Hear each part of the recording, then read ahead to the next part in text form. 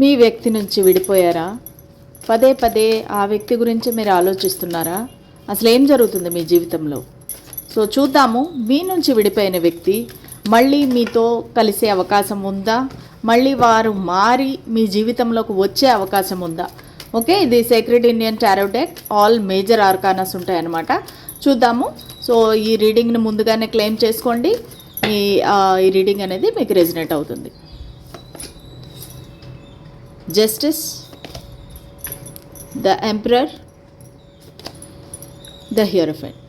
So వెంటనే claim చేసుకోండి. చాలా పాజిటివ్ కార్డ్స్ వచ్చాయి. అది మేజర్ ఆర్కానాస్, అన్నీ వెరీ స్ట్రాంగ్ కార్డ్స్ అనమాట.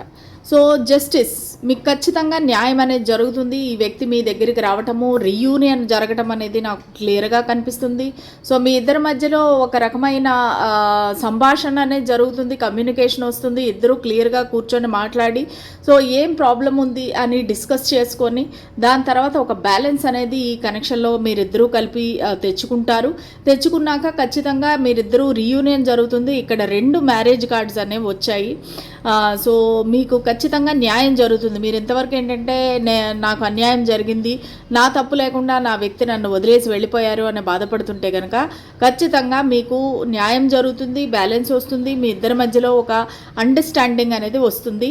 అది కొంతమందికి ఏంటంటే పెద్దవారు కూడా జోక్యం చేసుకోవచ్చు. సపోజ్ మీకు ఒకవేళ ఇదేమైనా ఆల్రెడీ మీరు మ్యారీడ్ పర్సన్ అయ్యండి, మీ వైఫ్ కానీ హస్బెండ్ కానీ గురించి చూస్తుంటే కనుక మీ పెద్దవాళ్ళు కూడా ఇన్వాల్వ్ అయ్యే అవకాశం ఉంది.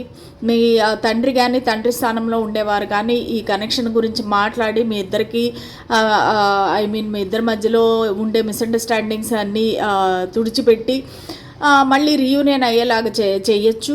సో ఏది ఏమైనప్పటికీ మీకు మ్యారేజ్ అనేది 100% జరుగుతుంది. అది ట్రెడిషనల్ మ్యారేజ్, అరేంజ్డ్ మ్యారేజ్. ఒకవేళ మీరు విడిపోయి ఉంటే మీ మ్యారేజ్ అయినా సరే కానీ మళ్ళీ మీరు కలుస్తారు. సో ఈ జస్టిస్ అనేది కోర్టు మ్యారేజ్, హెరోఫెంట్ అనేది అరేంజ్డ్ మ్యారేజ్. సో ఖచ్చితంగా మ్యారేజ్ అనేది ఎక్కువగా కనిపిస్తూ ఉంది. సో మీరు ఏ విషయం అయితే వినాలనుకుంటున్నారో, ఏ విషయం గురించి అయితే మీరు ఎంత టెన్షన్ పడుతున్నారో ఆ మ్యారేజ్ అనేది జరిగే అవకాశం ఉంది. సో ఖచ్చితంగా ఈ రీడింగ్ అనేది క్లెయిమ్ చేసుకోండి. ఇది మీ గ్యాలరీలో సేవ్ చేసుకోండి. మీకు ఖచ్చితంగా ఇది మీ లైఫ్లోకి వస్తుంది.